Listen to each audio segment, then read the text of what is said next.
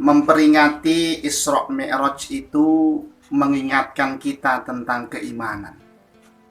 Siapa yang tidak percaya dengan Isra Mi'raj itu berarti dia kehilangan imannya. Karena itu tertulis di dalam Al-Quran. Suruh syahadat lagi orang itu. Subhanalladzi asra bi abdihi lailam minal masjidil harami ilal masjidil aqsa. Al-ayah. Bapak Ibu pernah membaca Quran ya? Ya, pernah. Alhamdulillah ya. Semoga kita semua ahli Quran. Kalau kita membaca Quran, ada lafaz subhanallah. Subhana. Itu berarti di situ ada sesuatu yang luar biasa. Ada sesuatu yang menakjubkan. Ada sesuatu yang menggumunkan. Ada sesuatu yang menggawokkan. Jadi tuntunan di dalam Islam, kalau ada sesuatu yang luar biasa, kita disunnahkan untuk membaca subhanallah. Misalnya ada petir, dar gitu ya, kaget ya Bapak Ibu ya. Nah, yang namanya petir ya keras Bapak Ibu.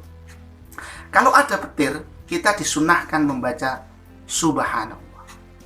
Kalau kita melihat alam yang begitu menakjubkan yang luar biasa, kita juga disunnahkan untuk membaca subhanallah. Jadi intinya, segala sesuatu yang menakjubkan, yang luar biasa, itu kita disunnahkan untuk membaca subhanallah.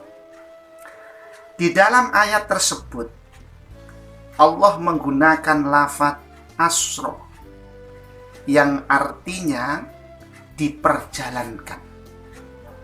Nabi Muhammad SAW di dalam Isra Mi'rajnya itu, Nabi bukan jalan sendiri, tetapi Nabi diperjalankan, dijalankan. Berarti itu kehendaknya Allah, bukan kehendaknya Nabi. Nabi hanya diperjalankan saja. Siapa yang memperjalankan? Allah Subhanahu wa ta'ala. Di dalam ayat itu Allah menggunakan lafaz bi'abdihi. Allah tidak menggunakan lafaz biru'yatihi, yang artinya mimpi. Jadi Isra Mi'raj itu bukan mimpinya Nabi Muhammad SAW, bukan. Juga bukan dengan lafaz biruhihi, yang artinya dengan rohnya. Jadi Isra Mi'rajnya Nabi itu bukan biruhihi, rohnya saja, jasadnya tidak ikut, bukan. Tetapi Allah menggunakan lafaz bi'abdihi, yang artinya ruhan wa jasadan. Ya rohnya Nabi, ya jasadnya Nabi, Nabi Isra dan Mi'raj. Ini soal keimanan. Jadi peristiwa Isra Mi'raj itu Nabi menemui Allah, ruhnya dan jasadnya. Ketika Nabi bicara soal Isra Mi'raj ini, ya orang kafir tidak ada yang percaya. Bukan hanya orang kafir, orang modern orientalis hari ini juga tidak percaya dan tidak yakin dengan peristiwa Isra Mi'raj Nabi Muhammad SAW. Ketika Nabi bercerita tentang Isra Mi'raj ini, orang kafir mengatakan Nabi gila, Nabi edan, Nabi itu ngipi, Nabi itu ngelindur. Segalanya yang jelek disampaikan kepada Nabi atas cerita itu. Kenapa orang kafir seperti ini? Karena selain karena dia tidak iman, orang kafir itu melihat pertama bahwa jarak dari Mekah sampai ke Palestina itu kurang lebih 1.600 km. Dan itu jarak yang sangat jauh. Nabi mengatakan bahwa perjalanannya hanya 1 jam. Wah, mereka nggak percaya, ini dianggap tidak masuk akal, ini tidak rasional.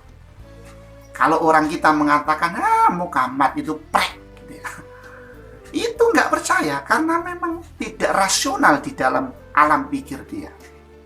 Yang kedua, perjalanan dari Makkah sampai ke Palestina menggunakan kuda yang terbaik, yang tercepat, itu masih membutuhkan waktu berminggu-minggu untuk bisa sampai. Loh, Nabi Muhammad kok mengatakan hanya semalam, hanya saknyuan, kata orang kita itu. Apa saknyuan itu? Apa? Sebentar sekali itu ya. Ini nggak masuk akal bagi mereka, mau saknyuan hanya sebentar. Nggak masuk akal. Nah, ini ilustrasi saja. Sebagai ilustrasi supaya Isra Mi'raj ini kita terima dengan iman yang rasional. Ada cicak dari Jogja ke Jakarta 1 jam. Kira-kira Bapak Ibu percaya apa tidak? Nggak percaya ya? Nggak mungkin ya, nggak masuk akal ada cicak dari Jogja ke Jakarta hanya 1 jam. Tidak. Ini rasional, ini masuk akal. Cicak dari Jogja ke Jakarta hanya 1 jam. Kenapa? Karena cicak itu masuk ke dalam koper saya, lalu saya naik pesawat, pesawatnya dari Jogja ke Jakarta hanya membutuhkan waktu 1 jam. Kira-kira cicak itu sampai Jakarta apa tidak? Sampai. Cicaknya sampai Jakarta karena cicak itu tidak jalan sendiri, tetapi cicak itu diperjalankan melalui pesawat. Begitu juga Nabi Muhammad SAW. Ketika Isra Mi'raj, Nabi itu diperjalankan oleh Allah dengan kendaraan namanya buruk. Buruk ini bukan istrinya Pak Rob ya. Buruk ini kendaraan surga. Buruk ini dari kata barkun yang artinya kilat, petir. Jadi kecepatan buruk itu seperti kecepatan sinar petir itu. Saking cepatnya. Nah, ini sangat masuk akal bagi orang yang tidak tahu pesawat. Cicak sampai Jakarta 1 jam itu nggak masuk akal. Jalan kaki itu nggak mungkin. Tapi bagi orang yang biasa masuk pesawat, naik pesawat, perjalanan itu sangat mungkin. Bagi kita orang Islam yang mengimani Isra Mi'raj ini dengan iman yang rasional, maka peristiwa itu sangat masuk akal. Sangat rasional. Keimanan yang rasional. Ketika Nabi Muhammad menceritakan ini, terbelah menjadi 3. Yang pertama, menolaknya. Mengatakan tidak mungkin dan dia tetap kafir, tidak mengimani cerita Nabi. Ini golongan Abu Jahal, Abu Lahab, Abu Gosok dan abu-abu yang lainnya. Yang kedua, itu golongan yang ragu antara menerima cerita Nabi atau menolak. Kalau diterima kebenarannya, ini kok tidak masuk akal. Kalau nggak diterima, ini kok ucapan Nabi. Jadi dia ragu. Golongan yang ketiga adalah golongan yang membenarkannya. Peristiwa ini golongan Abu Bakar yang membenarkan atas peristiwa Isra Mi'rajnya Nabi. Inilah awal Abu Bakar itu diberi lakop, diberi gelar As-Siddiq, yang membenarkan.